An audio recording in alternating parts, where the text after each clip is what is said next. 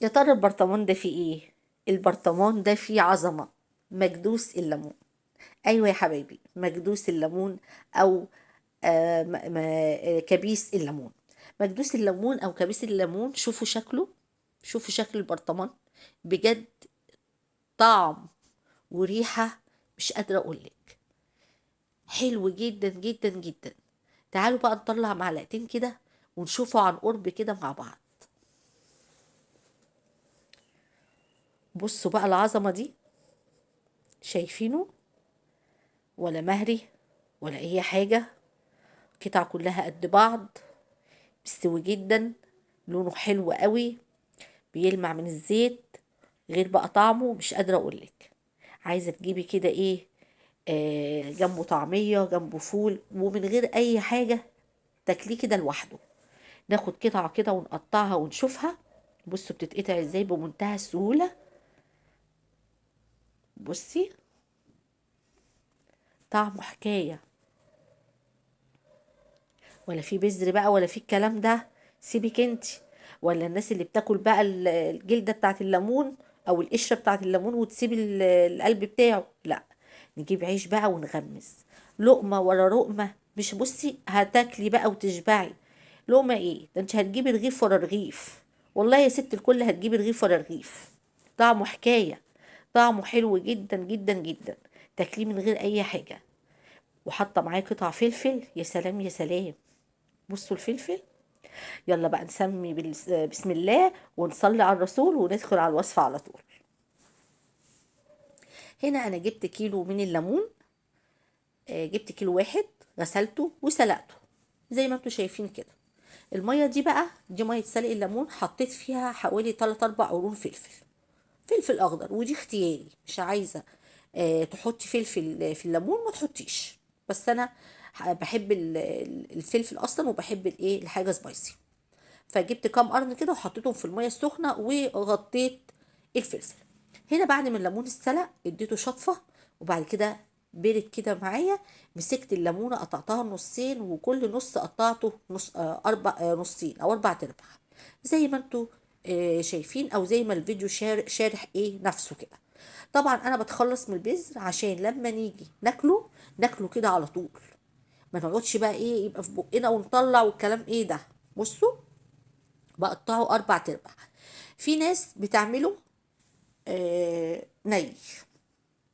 عايزه تعمليه ني اعمليه. مفيش مشكله. ويضربوه في الكبه. عايزه تضربيه في الكبه وتعمليه ني اعمليه، عايزه تمسكيه ني وتقطعيه برضو اربع تربع. برضو اعملي، مفيش مشكله. بس هي الفكره في ايه؟ الفكره في ان انا لما سلقته سلقه كامله يعني ما استنيتش عليه، سلقته انا السلقه دي كانت سلقه كامله. انا لما بحيث ان هو يقعد معايا يومين واكل منه. بالظبط يومين وكنت كلت منه. عايزه تسلقيه تسلقيه مده اقل، يعني نص سوا مثلا، اعمليه براحتك. مش عايزه براحتك. لكن السلقه الكامله انا سلقتها في الكيلو الليمون. طب اللي هيعمله ني. هو بس الفكره انه هو لما بيتعمل ني. يا جماعه بياخد وقت انه هو المراره تخرج منه. ويستوي. اللي يقولك اسبوع وهاكل منه 4 ايام وهاكل منه، لا. الكلام ده مش حقيقي. الليمون بيبقى ممرر. فاحنا لما بنسلقه بنتخلص من المرارة والمية دي كلها.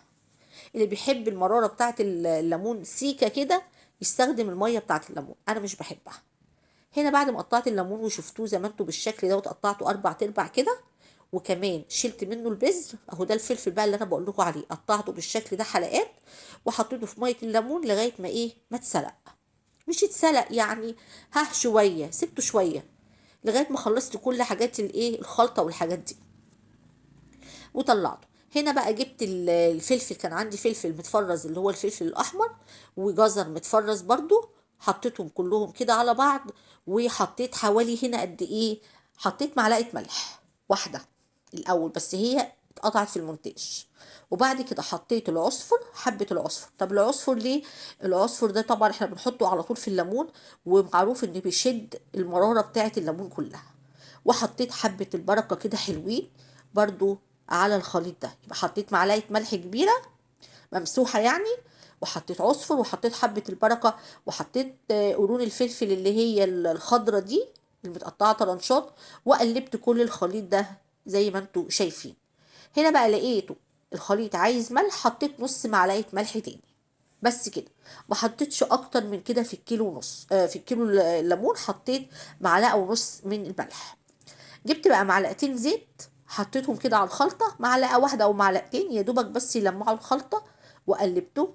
وبعد كده هبدأ بقى أحط الليمون على الخلطة الحلوة دي. الليمون ده ميزته ايه يا جماعة؟ ميزته ان هو بيتاكل كده على طول. حطيه في ساندوتش كده، تاكليه مع اي حاجه هتاكليه زي الليمون العادي بس دوت، ولا في بذر بقى، ولا مثلا حد يقولك لا انا هاكل القشره بتاعت الليمون واسيب القلب بتاعه ما بحبوش، لا ده لا. ولا العكس، لا ده كده زي ما انتوا شايفين، بصوا جبار، حلو جدا. هنا بقى هعمل ايه؟ في ناس بتحطه زي ما هو كده وبيتخلل ويبقى زي الفل وكل حاجه. وفي ناس بتحط له ربع كوبايه ميه. انا من الناس بقى اللي انا حطيت له ربع كوبايه ميه، ميه سخنه، سبتها بردت وحطيت عليه، عشان بس احس كده ان ايه، مش ناشف قوي كده. حطيتها بقى في الطبق اللي انتوا شايفينه دوت، وبعد كده نزلت عليهم ايه ربع كوبايه، لان طبعا الكيلو مش كتير، ربع كوبايه بس.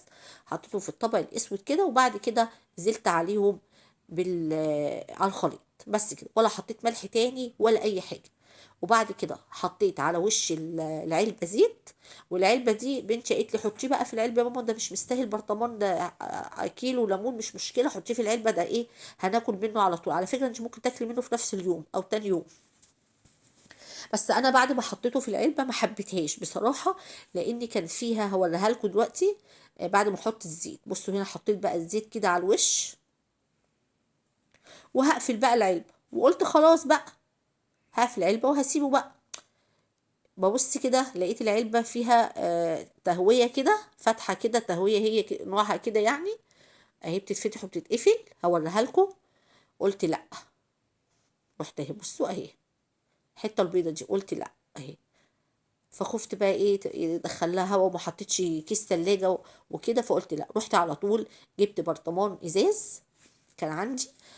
طبعا عقمته فوق العين بتاعه البوتاجاز، وبعد كده عبيت الليمون بتاعي اهو. بصوا شكله يعني هو اصلا هتاكليه، عايزه تاكليه في نفس اليوم هتاكليه، بس هتلاقي ايه، مراره سيكه كده. لكن لو قعد بقى ايه يومين ثلاثه كده، انسي حاجه كده، مفيش اطعم من كده. هنا بقى ببدأ احطه كده، رجعته في البرطمان، غيرت رأيي على طول. عمري ما خليت في علب تلاجة يعني، دي اول مرة، ورجعت في كلامي. وهنا كان عملت البرطمان ودوت برطمان مكدوس الليمون. يا رب يكون عجبكم، مع السلامة.